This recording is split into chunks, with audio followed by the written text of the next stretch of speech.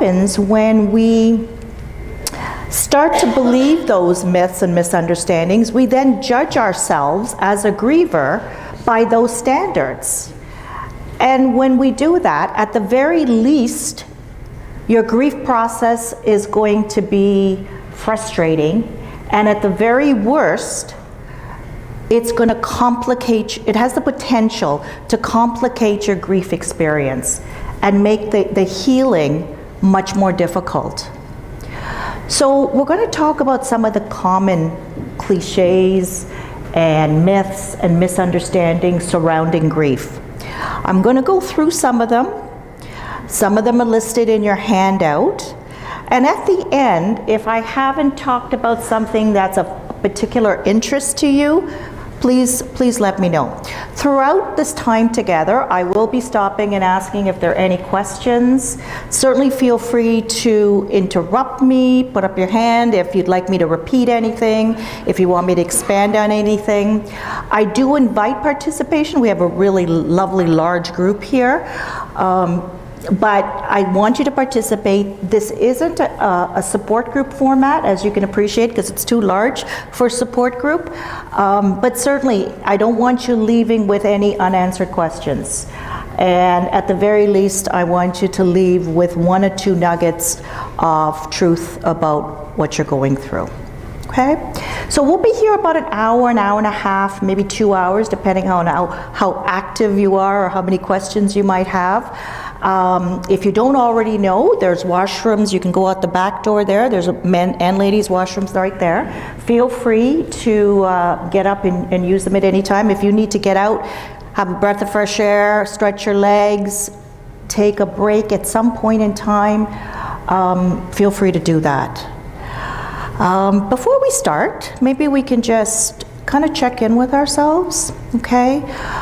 If this is your first time here, if this is your first major grief experience, you might be a little anxious or tense. So give yourself a pat on the back for even showing up, first of all. So let's just take a deep cleansing breath, and I invite the people watching us virtually as well to do that. Kind of relax into it, and even throughout the evening, check in with yourself. Okay, how are you feeling? One thing I will make very clear, I don't accept apologies for tears, okay? Tears are okay. So, C.S. Lewis said, "I never knew grief felt like fear. It's not that I'm afraid, it's having the sensation of being afraid." And so if you don't know what is considered normal in the grief process, and you're inundated by the myths of our society, then you're going to wonder why you're feeling a certain way, or why you haven't progressed according to what everybody else thinks that you should. So we're going to talk about those today. So we're going to start off with, and I'm going to read this out to some of you who are in the back who might be a little small. So I'd like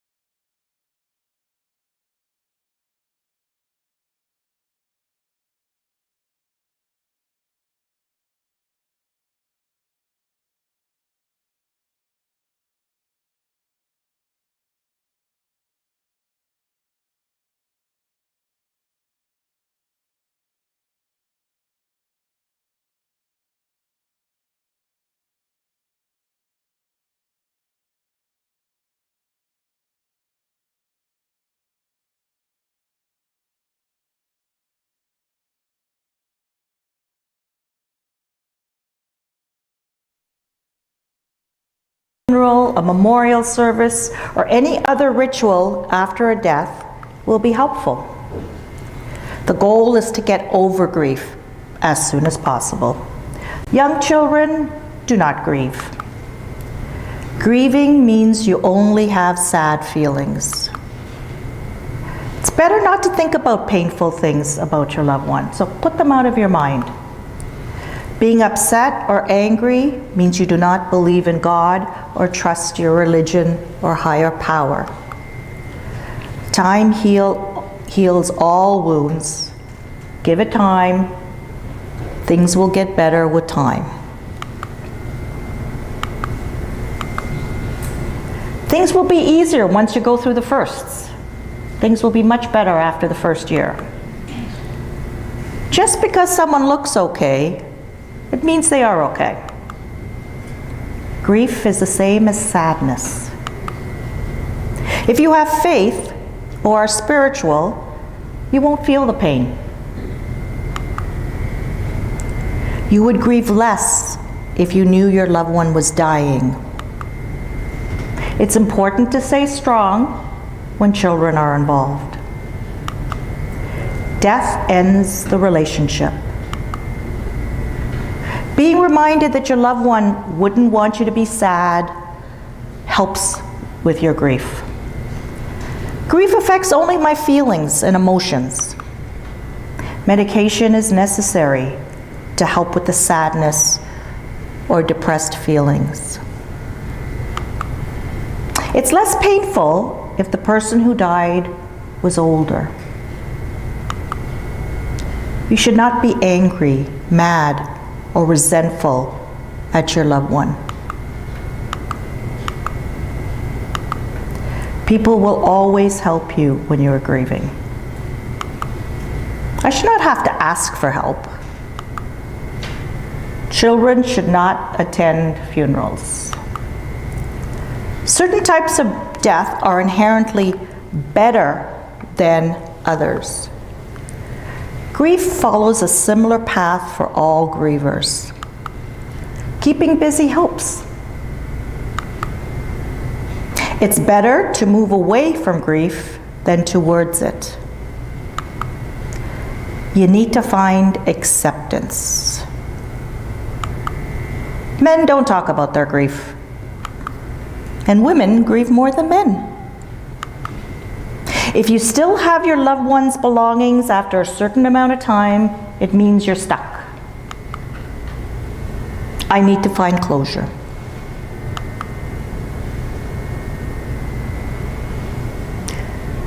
So I could have gone on and on and on with these slides.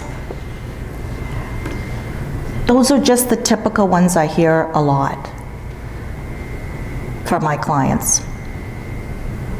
And so when we tend to judge ourselves by those statements, and because they are a myth and they're misleading, we put additional pressure and stress on us. Grief brings enough stress. We have no choice in it. But we do have a choice in any self-imposed stress if we follow any one of these myths we're going to talk about tonight. So, what is a myth? It's just a popular belief. A lot of cultures have myths, but it's a widely held but false belief. It's passed on from generation to generation, and we believe it to be true. Old wives' tales, myth, very common. So what are some common myths? Money buys happiness. Carrots improve your vision. Eat your carrots. Cracking your knuckles will give you arthritis. Lightning never strikes twice in the same place. Salty water boils faster. Those are all myths. So why do they exist? Well, as human beings, we want to make sense of our experience. We want to make sense of the world. And so when we can't understand something, much like grief, we rush to fill it in. We kind of, trying to make up a puzzle, and we find a piece that we think is going to fit. And so we want to come up with something that appears rational. And in the sense with grief, these myths are all about not feeling the pain that comes with loving. So when we can't use logic, we make up alternatives. Time heals. Give it time. Okay? Any questions? Comments so far? You with me? You agree with me? Okay, so let's start off with probably the most popular myth. It's predictable and orderly. So if anyone is really truly feeling their grief here, you'll tell me it's not the case. So really we're talking about Elizabeth Kubler-Ross's 5 stages.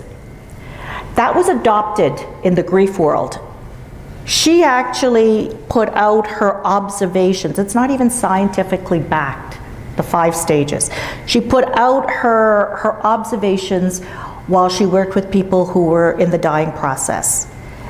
And very generally, she put people in these 5 stages. And very often to this day, I will hear, well, I haven't felt the anger stage yet. Well, there are no stages. So it was adopted as a grief model because we didn't have models then. We have lots of models now that are far more accurate and describe the unpredictability and the movement of grief. So it's a very appealing way of thinking about grief because, number one, it's very logical. It has stages, which means if I finish the first stage, I'm moving on to the second, which means I'm closest to the 5th, which means I'm closest to the end of grief. So I want you to discard that. Okay? Instead, your grief experience will be dynamic. It will keep changing. It will keep moving, especially in the beginning of the process. So especially in what we call the acute phase. One day you think you're on top of it, and the next day it can bring you to your knees. One moment you're at the bank, thinking you're okay, you're handling it, it's a good day, and what I'll hear a lot from my clients, all of a sudden, for no reason, I start to cry. Well, there is a reason. It's grief. So it will ebb and flow like the waves. But it won't ebb and flow like you're in the middle of a storm forever if you do your grief work, and I'll explain that to you shortly. So, grief is going to affect you on 5 domains or levels. Of course, we always think about emotions first. And it's not only sad feelings, it's not only pain. As C.S. Lewis said, it could be fear, which is closely related to anxiety. There's a lot of research now that says that anxiety is a large part of the grief process. The world doesn't feel right or safe anymore. It's not that you're not safe, it doesn't feel like it's safe. You can feel guilty, resentful. What about relief if your loved one was enduring a long, painful process? Maybe some relief. Maybe some rage if your loved one died of homicide. And you realize that these feelings are not part of your normal, but you're also undergoing construction when you've lost a loved one. You're going to feel these feelings as part of your acute grief. It also affects our minds. When grief gets a hold of us emotionally, it's trying to get our attention. We don't have a lot left up here to think. But that's frightening because no one talks about it. And so what I'll hear a lot from my clients is, I can't remember. I can't focus. I'm afraid I'm getting dementia. We don't have the bandwidth to tolerate insignificant things like appointments or bills. So rest assured, again, as you do your grief work, the cognitive effects of grief are also going to soften. Grief is stress. And where do we feel stress? In our bodies, right? So think about where you hold your stress. Were you carrying any stress or anxiety when you walked in here tonight? Right? Did you release some of it when you took that deep cleansing breath? So what we'll see is headaches, backaches, digestive issues, sleeping issues, eating, I forgot to eat, or I'm eating too much. I'm eating too much sweets. Comfort food. I'm eating junk. As long as you're eating at the beginning, that's okay. You don't have to eat 3 large meals, graze throughout the day if you need to. Any chronic conditions are affected by stress. So if you have arthritis or migraines or IBS, you might find an exacerbation. So grief affects us physically too. So I always recommend, again, if you're early in the grief process, and I know these last 2 years have not been normal by any stretch of the imagination, but I would get to a doctor immediately, get a full physical, rule out any organic underlying issues. Grief affects us socially. You might be surprised, disappointed, angry at people who have let you down that you expected would be there for you in your grief. You might feel very attached to people. You might not want to be with people. You might self-isolate. You might find at the beginning of the grief process that there's a lot of complaining about the little things from friends and family, other family members, when you're dealing with the loss of a loved one. And lastly, grief affects us on a spiritual level. And what we mean by that is you start reviewing your basic philosophy and values in life. Not necessarily religion, but if religion is part of your life and part of your experience, then we ask you to explore it. Why did this happen? I didn't expect them to die so soon, or in this way. He was a good person. What did we do to deserve it? And ultimately, how do I find meaning in my loss? So think back to the waves. The waves are going to overcome you, and they're going to affect any one of these areas at any point in time. So very fluid, very dynamic, not stage-like. So if you're experiencing anger, for example, you might deal with it at one level, at one point in your grief process. You might put it down, not consciously, but you might just put it down because something else gets your attention, and then it comes up again. And you wonder, well, I thought I dealt with it. Is that part of your brain thinking, the stages of grief? I've already been angry. Why am I angry again? But when we're dealing with grief feelings, it's like peeling the layers of an onion. We go deeper and deeper and deeper to the core as we explore our feelings and our emotions. Any questions? Comments?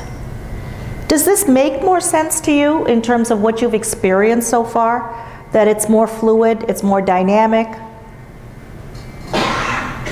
Yes, I have a question here. How do you define the acute phase? It's a good question. So this lady wanted to know, how do you define the acute phase? It would depend, again, I can't say 6 months, 6 weeks. It would depend on who your loved one was, how they died, the circumstances. A sudden death, usually the acute phase, which we say is really a state of shock, lasts a little longer. It's when you're starting to feel the feelings sink a little deeper, okay? I had an appointment with a lady yesterday. Her spouse died suddenly in a workplace accident in April. And she wanted to know why she was still crying and why she was still overwhelmed. Because our culture says after a certain amount of time, you need to be getting better, or you should be getting better. But it's multi-layered. Just because our head knows doesn't mean our heart knows. And our hearts are a very reluctant learner. So I can't give you a timeline. Once you see it start to lighten a bit, you start to make plans for the future that are a little long-term. You're not as focused on the grief. It's not as sharp. That means you've done your grief work, you're doing your grief work, and you're moving through it.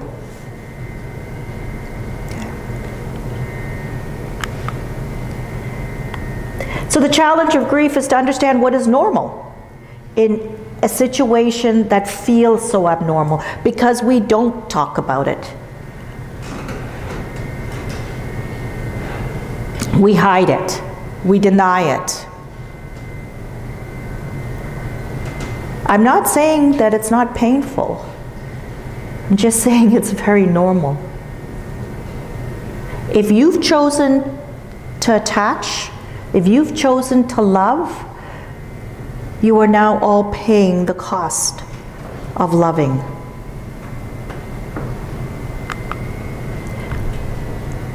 Grieving and mourning is the same thing.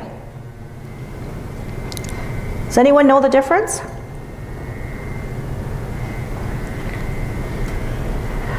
Do most of you think it's the same thing? It is used interchangeably, but from a clinical perspective, there is a difference. Grief is what happens to you. So if I passed you on the street, it's how you feel inside. If I passed you on the street, I wouldn't necessarily know that you were grieving. Now, if you were crying, I may ask you, is everything okay? And you tell me that your beloved child just died. You know what? Then you're mourning. Because what you've done is you've taken your feelings inside and you've given them expression you've externalized them. So you've done that by tears, and you've done that by stating that fact. So grief is what I feel. You have no choice in grief if you've attached. But mourning is how I take these feelings and these thoughts and externalize them so they don't stay with me. So in reality, most of us grieve a death, but we don't mourn it because we don't like painful feelings. There's not a lot of people who will bear witness to emotional pain.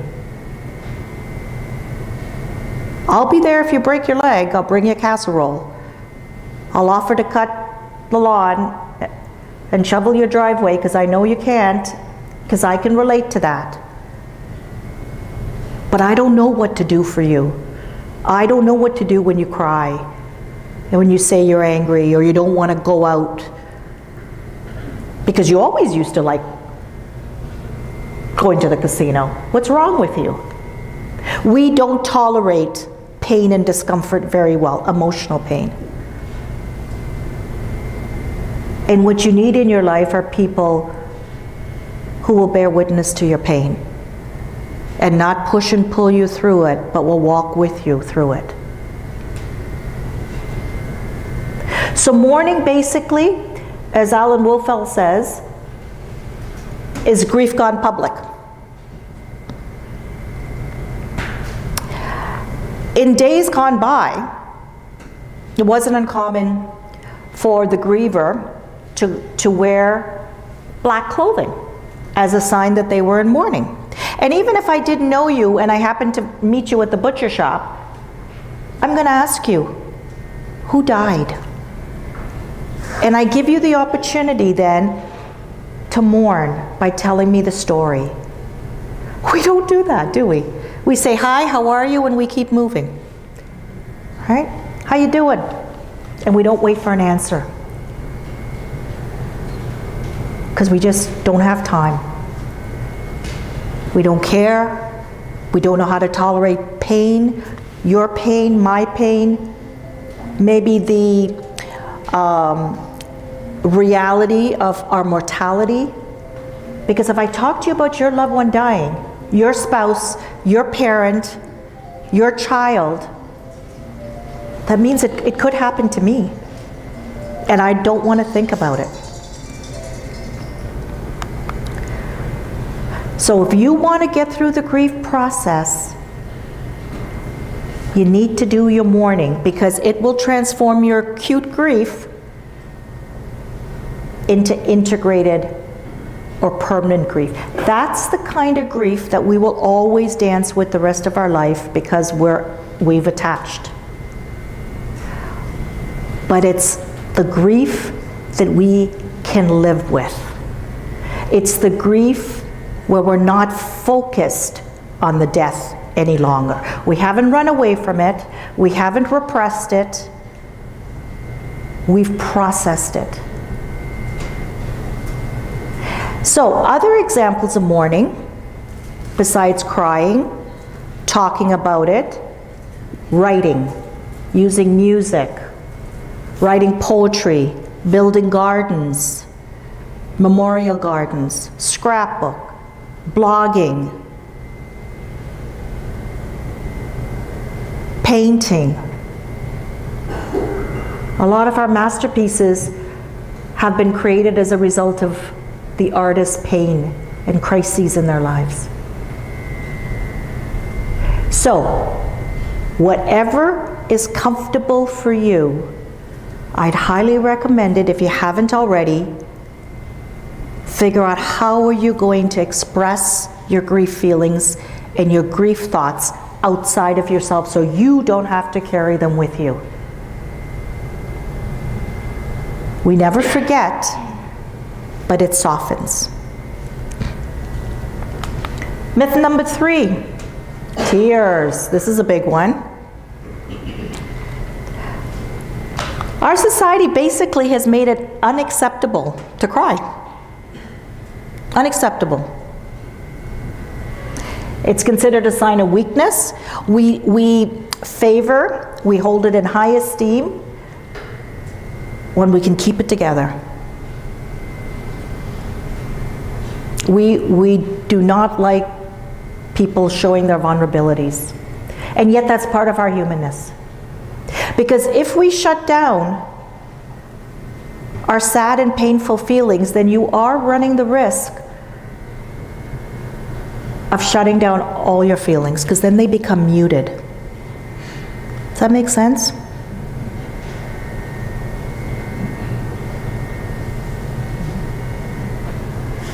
We even apologize for happy tears. Right? We hand you a box of Kleenex. Stop crying.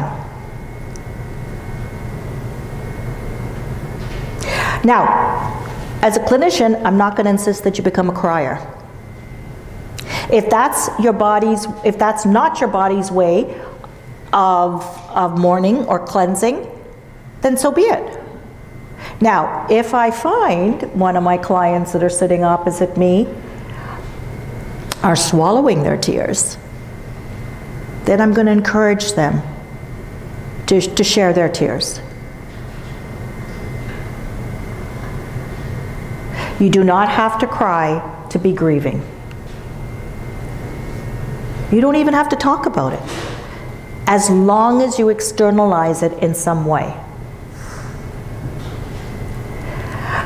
Tears of sadness are a natural painkiller. They create stress chemicals. And so when you cry, you feel a sense of relief. Right? That saying, you feel better after a good cry, that's not a myth. We usually do feel better after a good cry, because we're releasing those chemicals that are built up that are really trying to get our attention to be released. And so when crying is blocked, we're really repressing stress. And so the body cries the tears. The body cries the tears the eyes never shed. Basically, if your body needs to cry and it doesn't, the stress will be displayed in some other way. Heart palpitations, tightness in your chest, appetite issues. It may affect relationships. They may push people away.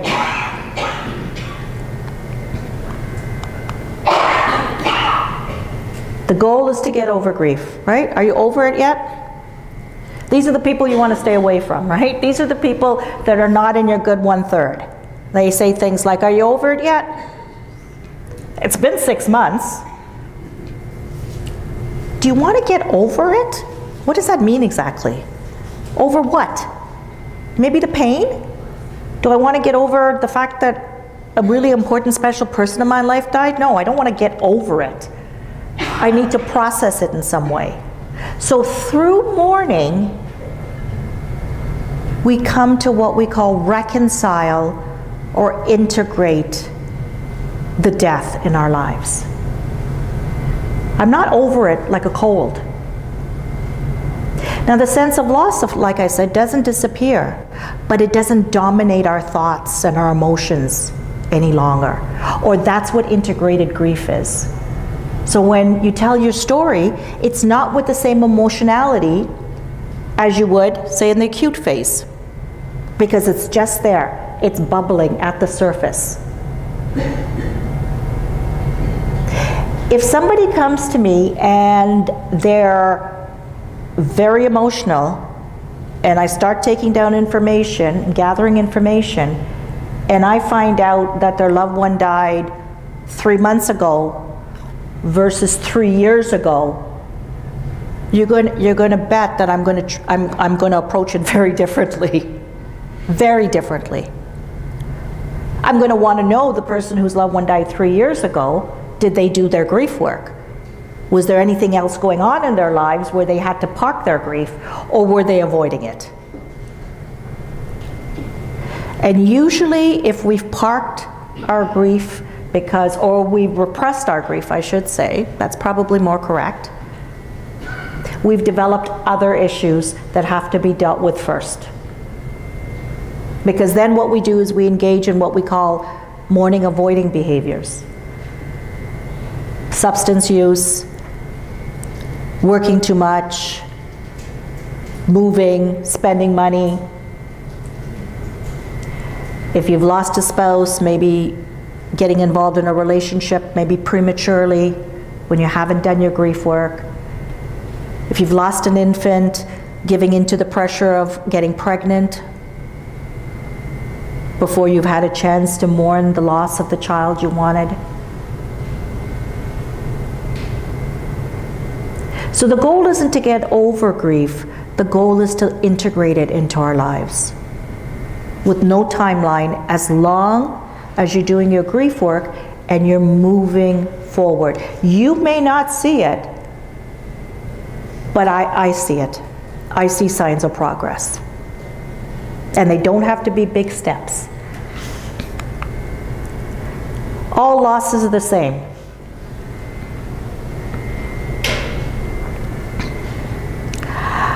There's definitely similarities in every loss. There's similarities in every loss you've experienced as an individual. But every experience is going to be different. So even when I ran my support groups, my spousal loss support groups, the overarching themes, obviously other than the fact that they'd lost a partner, was common. But each person had a story that was individual to them that had to be honored. So the things I'm going to want to know, which make each of your grief experiences different, is who died? How did they die? Was it an illness? Was it an accident?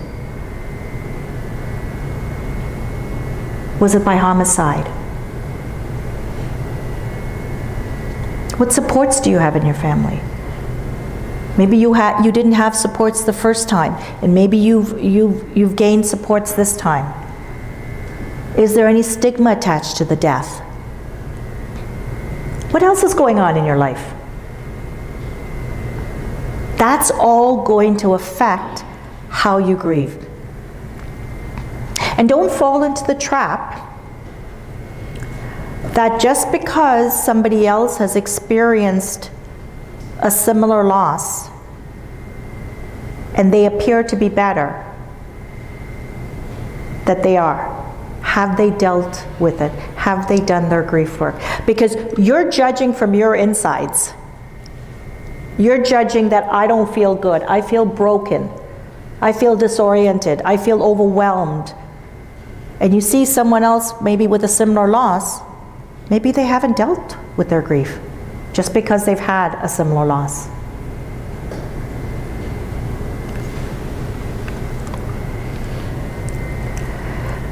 This goes back to the stages, and it goes back to the myth of time. With time, everything gets better. Or I've had a few good days, and then I fell. So again, it's a very linear way of thinking. Very much like grade 2 follows grade 1, grade 3 follows grade 2. But we know grief is chaotic. We don't have control in grief. We have control over what we do. We don't have control about how the feelings affect us, how it affects us spiritually, cognitively. We don't. It's just our experience. It's how we deal with it. So again, it's chaotic, it's disruptive, especially in the early part of grief, after the shock has worn out. But it's temporary. That crazy, chaotic is temporary because that is the price we're paying for love. That's the price we're paying for being attached.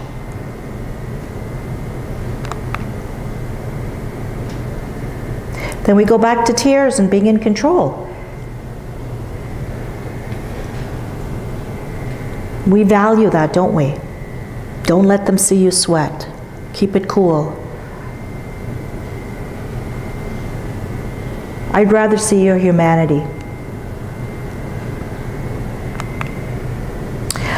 Our emotions and feelings are not facts. They're pieces of information that tells us something about our internal state. We share our joys, don't we? We share our good news. We share our accomplishments. We need to develop into a society that is comfortable also listening to people's pain and sadness. But it has to start with you paying attention to your own feelings and honoring them. I'm hurting. I need help. I need support. I need to talk to someone. I need to figure what it is I'm feeling. But you do have to make sure you go to the right people. If you had a toothache, you wouldn't go to the mechanic and then become upset at the mechanic that they couldn't help you.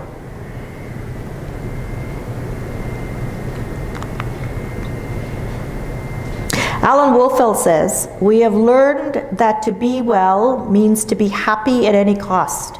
And grief is not a happy feeling, thus it must be bad." How many times have I heard, "I'm having a bad day"? And usually the person across from me means, I cried a lot, I was overwhelmed, I was very sad. And I say, no, no, no, that's a really good grief day. That's a really good mourning day. It might make you feel bad, but don't label it as a bad day. Your body's actually healing because you allowed yourself to cry. You allowed yourself to externalize your feelings and your thoughts. So I suggest to my clients, instead of saying you're having a bad day, because remember, we stop bad behavior. You're having a healing day. You're having a grief day. Maybe you want to call it by your loved one's name. I'm having a Dave day, or a Laura day, or a mom day, or a dad day. And tell your family. And then hopefully your family will say, can I do anything? Or your friends, can I do anything to help you? No, I just needed to tell you. It's not a bad day. I'm just have a healing day today. Because you are actually healing. I want to hear about those days. With the exception of harming yourself or anyone else, everything is normal. How you're feeling. Questions? Comments? Concerns? Objections? No? Okay. Myth number 9. Has anyone heard this one? Give it time, right? Give it time. Oh, it's been 6 months though. You're way over schedule. We want placate the bereaved. Usually that's at the beginning of the process, right? Just give it time. Because we don't know what to say to you. The one thing you want and need, we can't do. So we fill in that empty space, that awkward silence. Did you notice that's something else we're not comfortable with? Silence? I remember having a client one time. She'd come to see me when her mother had died of suicide. And she had come a few years later because, as she had said, my family sweeps everything under the rug. And there was a moment of silence. And in the bereavement world, we call it sacred silence. And so I just sat there and I breathed it through after she shared with me. And she finally looked up at me and she said, "Aren't you going to say something?" I said, "No, I'm taking it in." What you said was pretty profound. I don't have to respond to it. She says, "Well, because that's what we did in our family." And now it's been 3 years. I feel like I'm back at square one. So, time doesn't heal. It's what you do with the time. It's how you use the time. And please don't expect all good days. It isn't going to happen. You're going to have a lot of grief days, and that's okay. So, much like a physical wound, we can't make that wound heal faster. And if you ignore that wound, guess what? It's going to get infected. And it might complicate the healing. And it might develop into something more serious. But we can create a situation, an environment where that wound heals well. And that's what mourning does for our broken hearts. We pay attention to grief when it taps us on the shoulder, or in other times when it hits us over the head or runs over us like as a steamroller. We pay attention to it. We stop. We mourn it. We take a breath. We put it down and we pick up life until the next wave comes. So that's what we do with the time in order to allow our hearts to catch up to what our head knew from the very beginning. So when you think you hear their car pulling in the driveway, or you go to pick up your cell phone to call them because you always talk to them during your break, or every Sunday, that's not your head, that's your heart forgetting. Your heart needs more time to catch up to your head. So time in and of itself is not the cure. It's how effective you are at using that time. Don't think about it. You'll be better, right? Put it out of your mind. I'm going to move you away from your grief. I won't bring up his name. I won't bring up stories about her. And you know what? I want the old you back again. What's wrong with you? But you can't avoid the pain. Pain is not an option. Suffering is.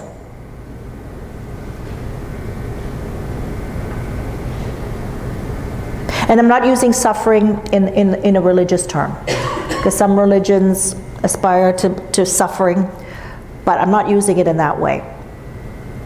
I'm using it as something very undesirable. But pain is part of loving. It's the fine print in the contract of love. So, not thinking about something doesn't erase the reality that it's happened and that it's affected you. Is it good to be distracted every so often? Yeah, it does give us a bit of a relief. But the reality is, the way the process moves naturally is that we pay attention to our grief, we put it down, we pick up life. It's this kind of dual process. That's how the grief process unfolds.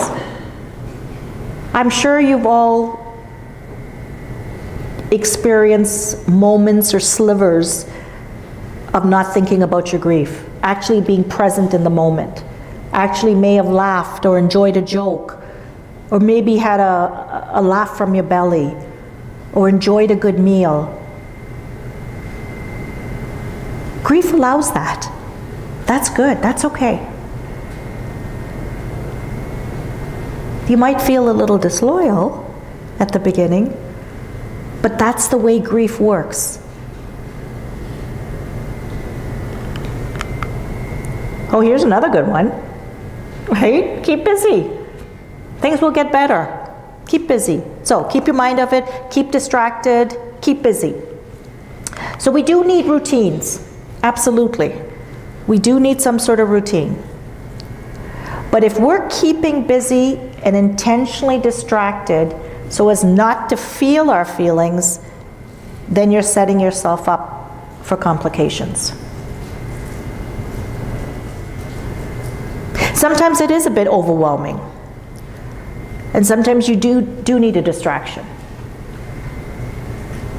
But if you are intentionally doing it to avoid your feelings on a continuous basis, it will catch up to you.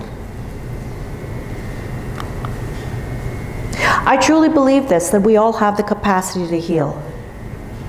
Will we be the same people? No.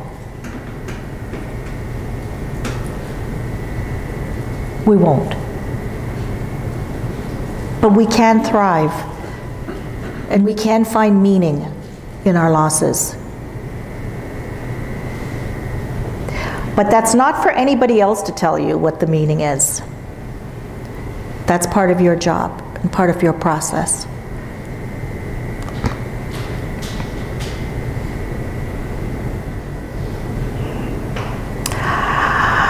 At one point in time, right, we felt better to protect our children, young children, from the pain of death. But that really is unrealistic, because unbeknownst to us, they're exposed to social media. Now, depending on the developmental stage of the child, you give age-appropriate information. Never ever deny a child the opportunity to participate in any grief ritual. prepare them, and give them a choice. Because when we make decisions for children, thinking that we're protecting them, and that of course goes back to the fact that we're uncomfortable with it. I mean, how do you explain that a grandparent is no longer in their life? How do you explain that to a child? Without telling them that they died. And this is what we do when people die. But if we deny that opportunity to explain the truth and have them participate in funeral rituals if they want to, then it's likely their grief is going to become what we call disenfranchised, which it means it goes underground. Before I started my private practice, I worked for 14 years in the bereavement program at the Canadian Mental Health. And we used to have social work students do their practicum with us. And I had a young woman say to me that we were interviewing for their internship. And I said, why grief? Because it was usually the more mature students who chose to be in our program. And this was a young 20-something. And she said, my grandmother died and I was very, very close to her as a child. And my parents didn't take me to the funeral. She said, I never forgot that. I felt like I wasn't part of the family.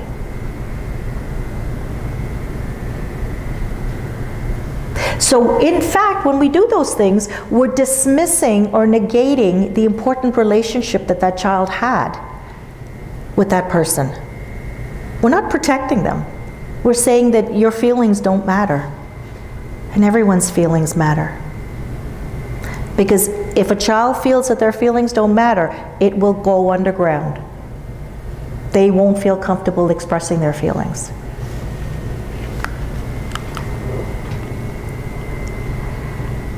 So if you are a spiritual person, if religion is part of your life,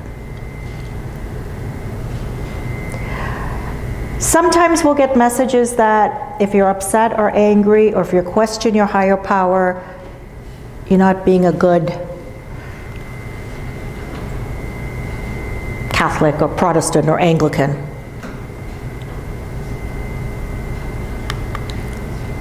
However, as we've already discussed, it does include the spiritual realm. And so why wouldn't you question? Doesn't mean you don't believe, but why wouldn't you question? How did this happen? Why did this happen to me? Many times I'll hear, I was a good person. What did I do wrong to deserve this? So to me that tells me there's a belief that this is a bad thing that's happened and I'm being punished. Sorry, I'm kind of being cold in here. Does anybody else? Are you a little cold?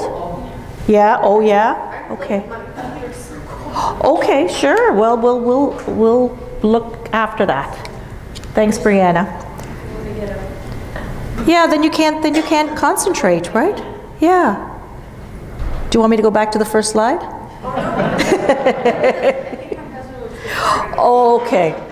Okay. It's one of those, in between days. We're not sure. Yeah. When they want to get their hands up, who agrees? No, I saw some people going like this. Yeah. Thank you for letting us know. They'll look after it. So what we know about people who have actually explored their religious beliefs is that they can come out of the process with a strengthened relationship with their higher power. So explore your beliefs. Ask the questions.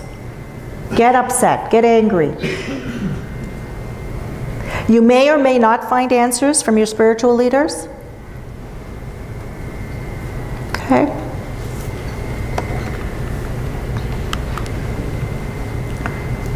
Doesn't the Bible say that? Blessed are those who mourn. You just brought one jacket? 10 more. Yeah. Let's go back to children. Children will grieve like adults. I'll hear that a lot. It seems like my 6-year-old or my 10-year-old doesn't care. They're out playing, they've gone to school. What's wrong with them? I gotta get them into therapy. But you know what? The 6-year-old and the 10-year-old, they've got a job to do. Have fun, go to school, play hockey, go to gymnastics. So children will grieve in spurts. They'll come in and out of their grief like this. Okay? You're nodding. Are you a mom? You see that, okay? So when you're having a particularly better day, your little one will crawl into your lap and say, I miss so-and-so. That's okay. So they've got a limited capacity to concentrate on anything at any given time. So one moment they may be missing the person who died, and the next moment they're playing with their friends. So what we encourage with, many times when I get calls about children, first of all, my practice is limited to adults, but many times I'll encourage the mums and dads or the adults in the child's life to come and talk to me, because if the adult is role modeling healthy behavior, then usually the children don't need any kind of professional guidance. They really don't. Because you're teaching them healthy ways. Feel your feelings. Encourage them. Let's make a scrapbook. Let's do a collage. Let's talk about this person. And they will grieve, again, very differently than their sibs, depending on their developmental stage, their capacity to tolerate. And beyond that, children will carry their grief, and they may deal with a significant loss as a young adult. That's okay too. That's normal. They only had the capacity to tolerate so much at a younger age. So a child who maybe loses a parent at a young age, the grief might come up again at 16, maybe when it's time to go to the semi-formal or to get a license, or whatever role that parent would have played in their life. The grief will come up again. And that's all right.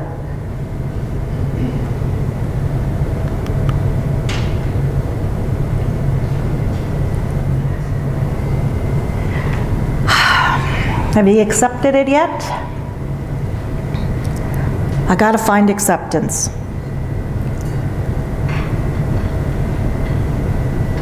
Again, society's expectations on what you have to do.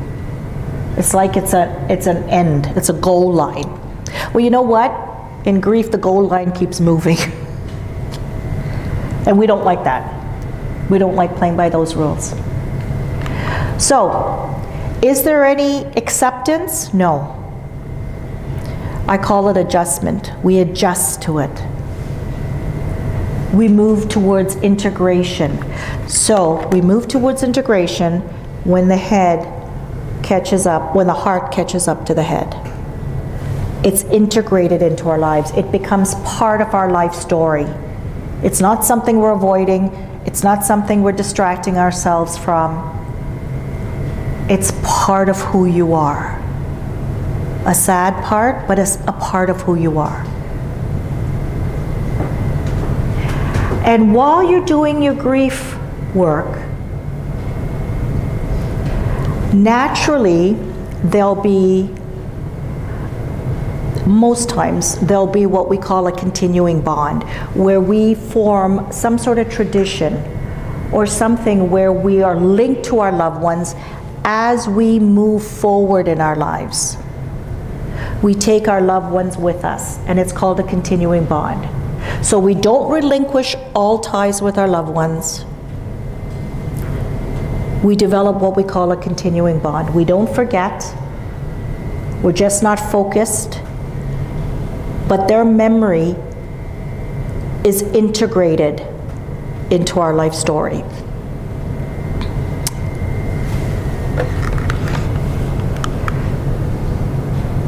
Natasha Wagner, the daughter of actress Natalie Wood, said, I had to learn to have a relationship with someone who wasn't there anymore. So she developed what we call the continuing bond. Just before I end, I'll share a personal story. Tomorrow, September 21st, marks 26 years that my first daughter, was born still. I knew that I wouldn't be delivering her alive. I went into hospital on the 19th, I was induced, and I had her on early morning hours of the 21st of September. And my life took a completely different trajectory. I went through everything. That's what brought me to what I'm doing now.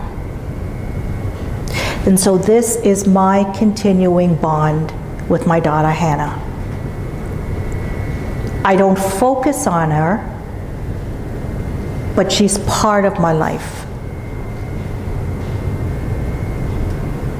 So I hope that as you go through your grief process, you develop a continuing bond with your loved one, a different form of a relationship. You will always feel the pain, you will always long for them, but you won't be focused on the pain. And that is my hope for you. And that's a good grief journey, if you disregard the myths. So I will end with this slide. Grieving doesn't make you imperfect, it makes you human. And if you allowed your heart to be open to love, if you want to go on and live well, you have to mourn them well. So I thank you again for having the courage to come out tonight. We have started up our presentations once again, and we hold them monthly until June. And the presentations are either general, like tonight's was, anyone could attend, and other presentations are a little bit more specific to either the type of death or how you were related to the person who died. And always check the Families First website if you don't get the notifications. And our Christmas presentation, or preparing for the holidays, we hold that in November because we need to be prepared for it. So are there any questions before we close? Anything you'd like me to review? Yes?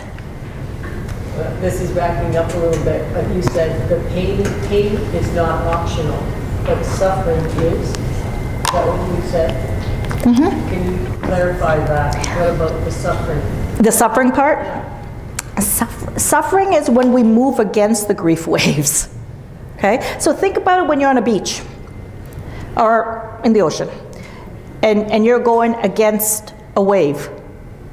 What happens? It pushes you back to where you are, where you need to be. So that's very much like grief. So when we don't pay attention to the grief waves, we're actually causing more suffering for ourselves.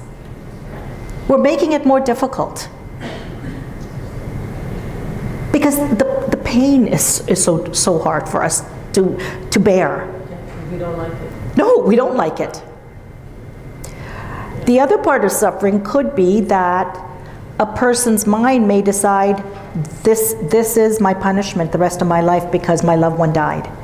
Sometimes that happens too. Depending on their internal... You got it, but depending on their personality, their characteristics. And so they take on the suffering. That I can't live a life because my loved one died.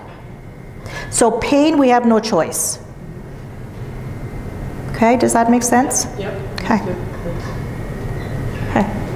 Yes? Over here? Oh, I'll be right there. Does the grief process, is it prolonged if you lose I lost 2 people in 4 days. So I'm lost, and I basically don't even know if I've started any of that. Is that typical? This takes a little longer. Yeah, I'm just going to repeat for those at home and those in the back. This lady said, is the grief process prolonged if you lose somebody, and she gave her experience, 2 people in 4 days, okay? So we call that grief overload, right? Because if you were to take this process and apply it to one grief, you see how chaotic and overwhelming it is. What happens, what's your name? Chris?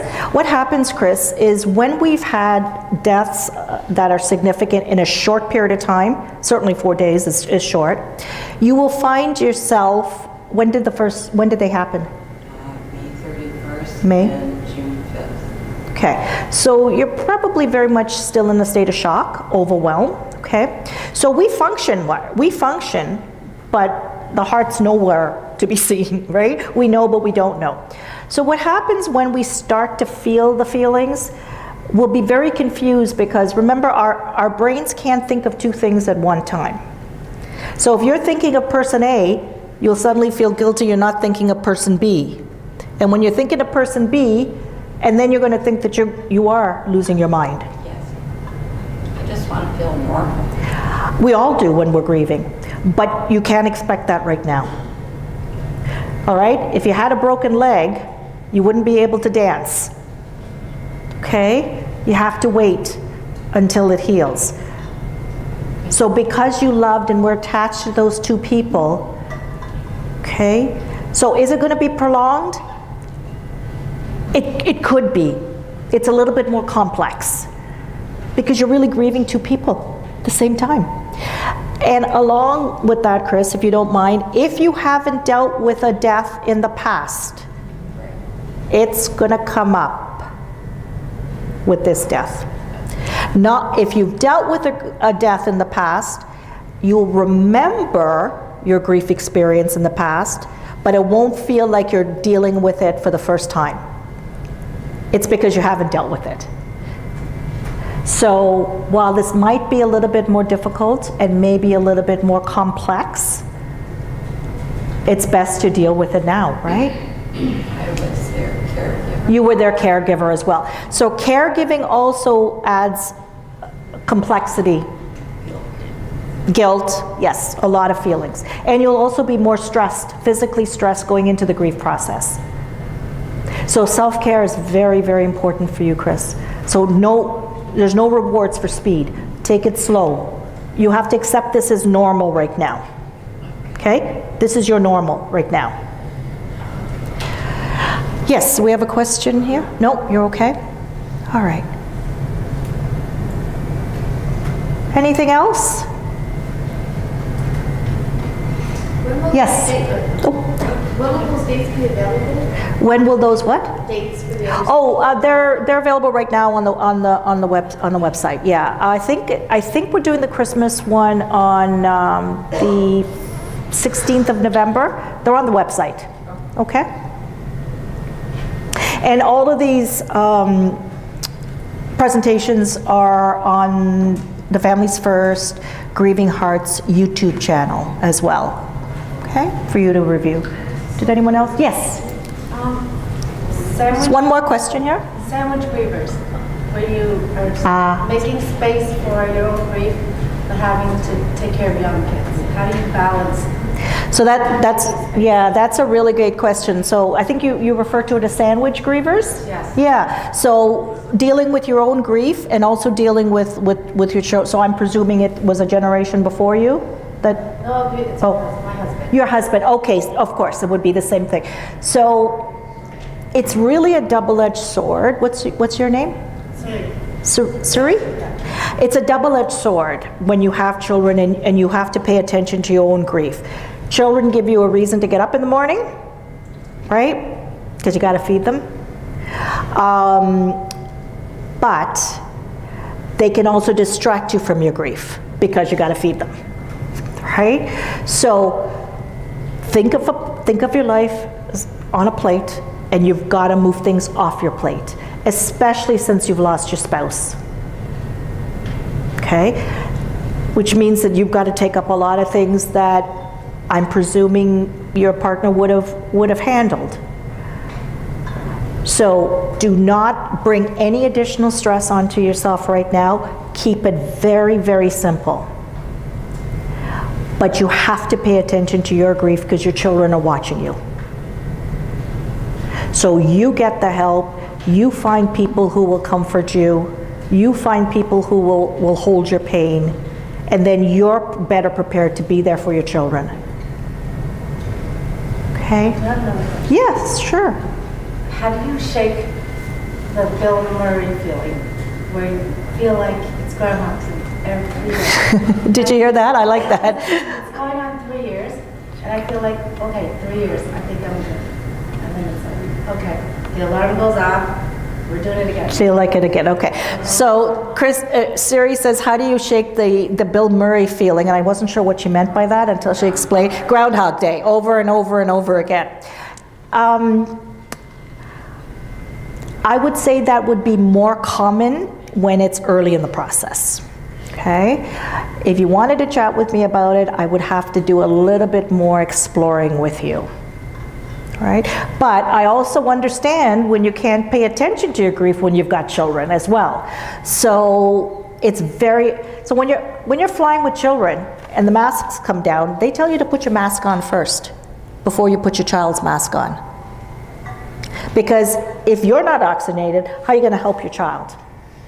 But as parents in this society, we always put our children first.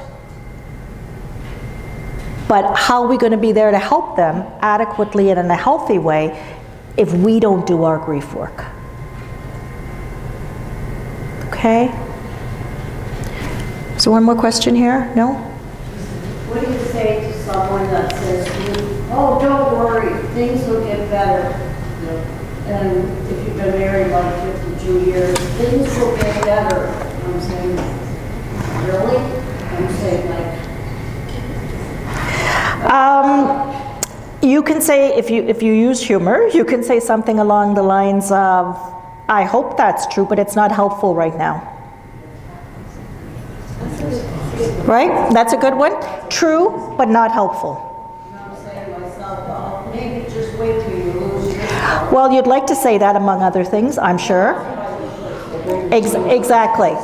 So again, it's our culture, right? Want to move you away from your pain, not honoring your pain.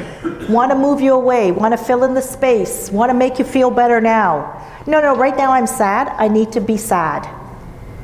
Not that you're wishing that they lose girls. Just use your inside voice, okay? Use your inside voice.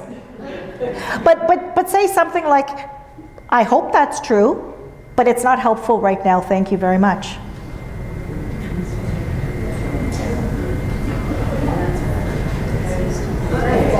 Okay, anything else? Comments? Insensitive? My original question. When people ask me, well, how are you doing today? And I don't want to just say good, because I'm not good. How do I respond to that after when I've got like several people asking the same question? I just want to... So how do you respond to how you feeling today? How are you doing today? Struggling. Is struggling? Do you really want to know? You can say that to people. You can say that to people. Would you like to know? It's very difficult. It's very painful. I keep putting one foot in front of the other. I don't know how to describe it.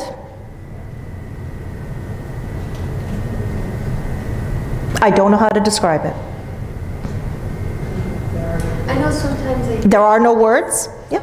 sometimes people say, just say good, and then they don't have to talk about it anymore. It's fine, but are you being your authentic self? No.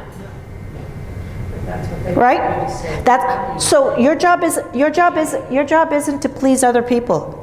Your job isn't to make other people comfortable. Your job isn't to make other people not uncomfortable. polite, maybe, respectful, but your job isn't to make other people feel okay. See, I lost a child and somebody made a comment to me, well, at least you have, Of course they will say that. you know, my other daughter, and my mouth just dropped. I was like, True, but not helpful, and I wanted this child as well.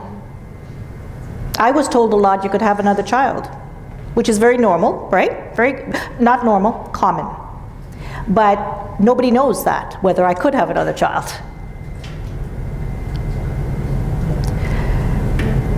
You know what? I wanted this child as well. I'm writing that one down. Okay? Yes, sir. I found a good way to respond to those type of questions. Is it appropriate? No, just say, why do you ask? Why do you ask? You could use that too. Yeah? Why do you ask? What's your interest? Do you really want to know how I feel? That's a good point. Depending on who's asking. Have you used that one, sir? Yes, I have. Has it worked? Yes, actually. What makes people stumble. That's true. Why do you ask? Yes. Some people you don't know if we're genuine or just curious or But I think deep down we know, you know, who's in our good 1/3. So, you know, otherwise just keep it short and simple. It's tough. It's difficult. I don't know how to explain how I feel. Because many times I don't know. Have a good day. Thanks for asking. I won't even say that. Depending on who it is. How do you explain the depth of a loss of a child when that person says you've got other children? I just texted today, I was going to use this phrase, oh, just taking it day by day, you know, and then I said, oh, shit, no, it's hour by hour. I don't know, what do you want me to say? I texted that, because I got mad. Yep. I don't know what to say. Yep. There are no words. There are no words. It's not day, it's hour by hour. At times it's hour by hour. It's moment by moment. Yes. One foot in front of the other. Exactly. Yeah. A lot of stupid comments, insensitive. And that's reflection generally of our society. Push you through it. Get you back to normal. So they'll be comfortable. So they'll be comfortable. Yes. So find your people. Find the people who honor your grief and allow you to work at your own pace. Okay? Thank you. Thank you so much. I wish you all the best in your journeys. So this Good night. concludes our presentation today. I want to thank Christine for coming in and putting on this presentation. It really does make a difference in all of our lives. I want to thank all of you for coming today and having the courage to sit down with everybody here who are also experiencing loss. And Christine will be available to sit down with you one-on-one if that's what you'd like to do. Thanks again. I appreciate it. Thank you very much. Thank you. Good night, everyone.